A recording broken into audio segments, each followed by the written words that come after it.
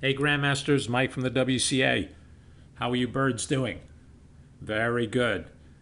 4 o'clock class, week 2 update.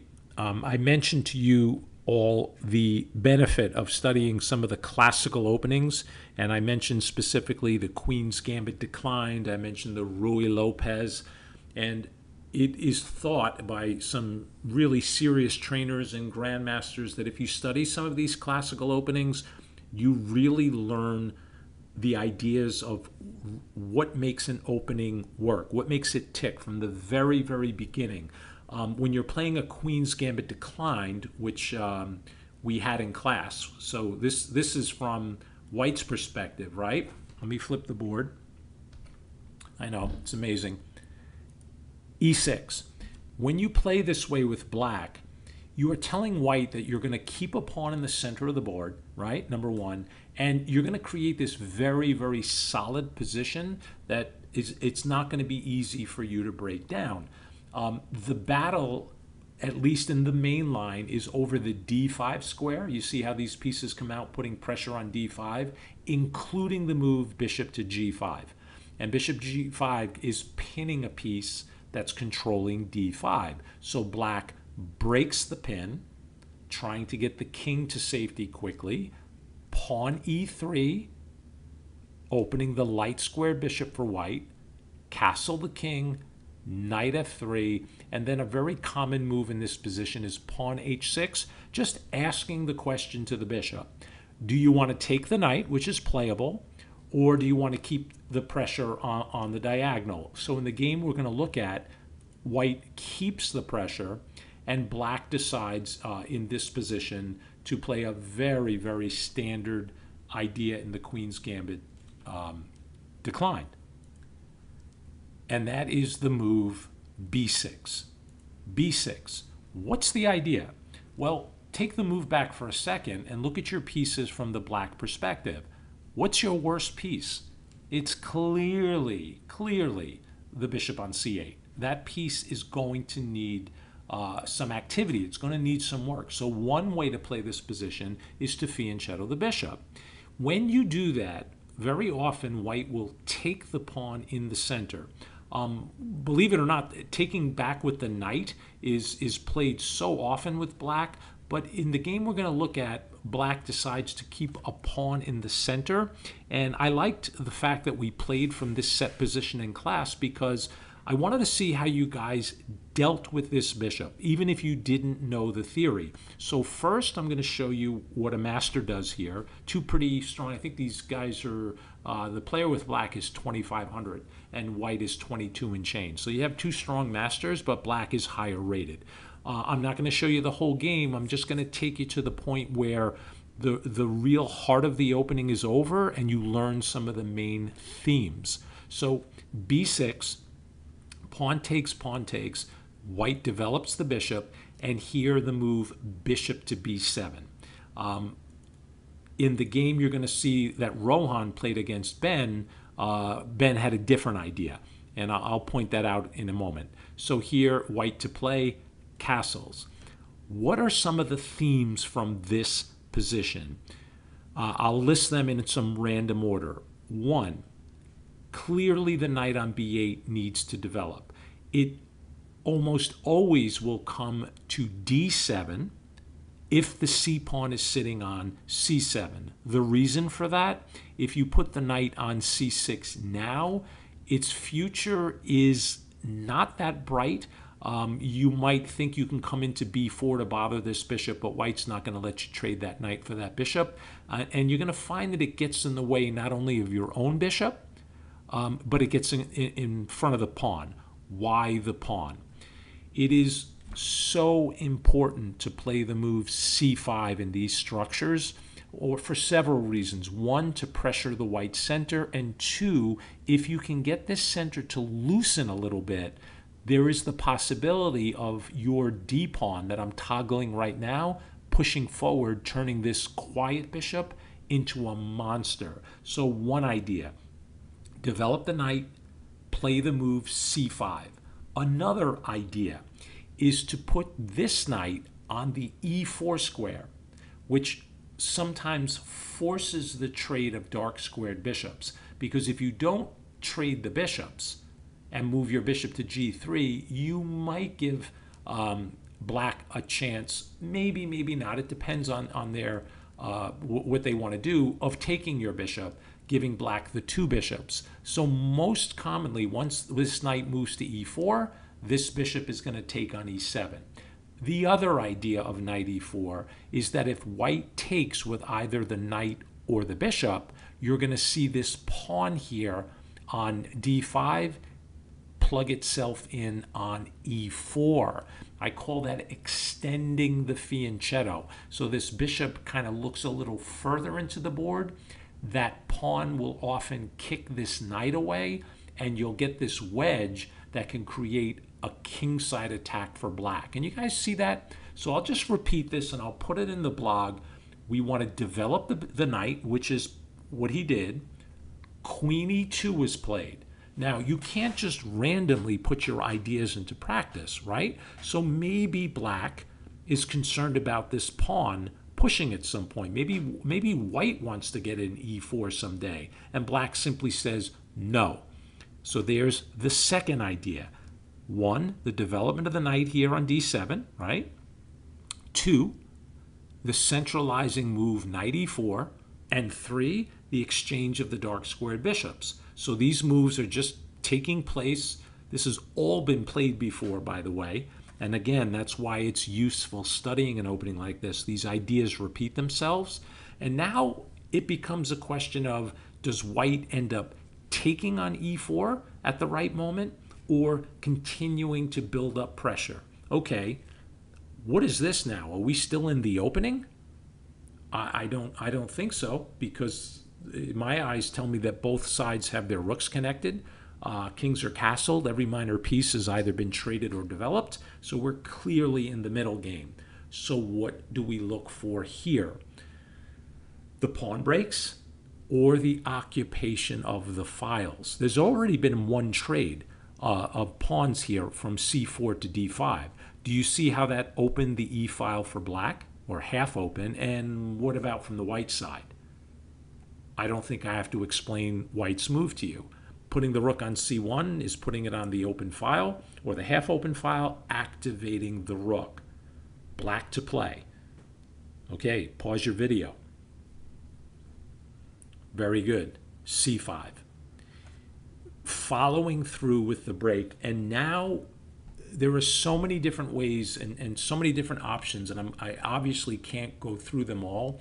One way that white plays here is to actually trade off light squared bishops, with the idea of weakening all these light squares on the queen side and trying to create some advantage here. Black does not take, and it simply plays knight to f6, supporting their strong knight in the center.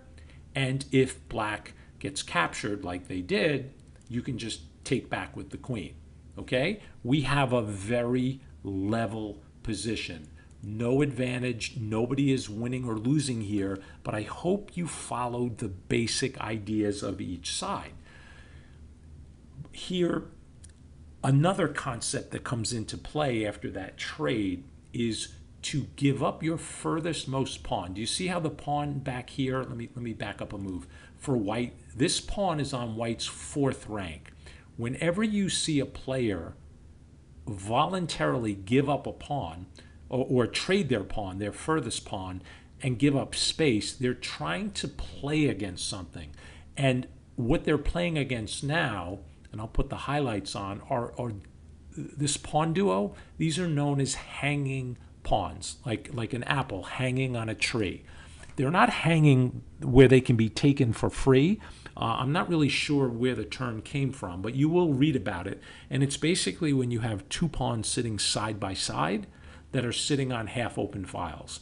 The argument or the battle now becomes, are these pawns strong or weak? The strength is obvious. They're occupying two very important squares, and they're controlling 4 different squares on white's 4th rank. So clearly there's a strength. But since they sit on the open files, they're going to become targets. And watch how that takes place. Knight takes knight, and black takes back with the knight, not to isolate this pawn. Pawn to b3, getting off this threat here so the queen doesn't have to babysit the pawn. And now black, in advance, knows that these pawns are going to be attacked. So watch what he does. Rook a to c8. It does not change the world. It improves his position knowing the pawns will be attacked. Knight to d2. Okay, the player with black is 2,500.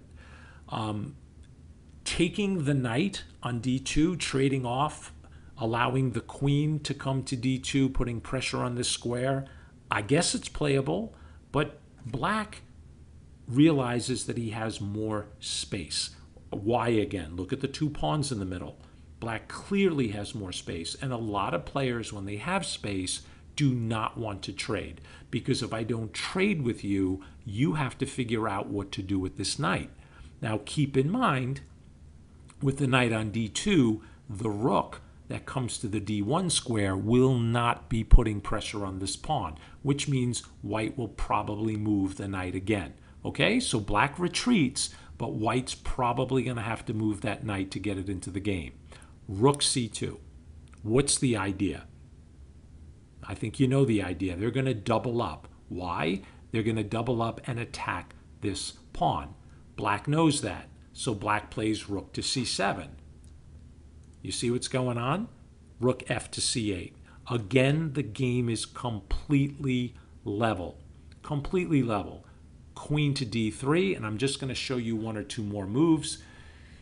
Here the game continued with a5, and black's idea was to press on the queen side and try to take advantage of all the power that's lying behind these pawns, trying to find the right time to advance them.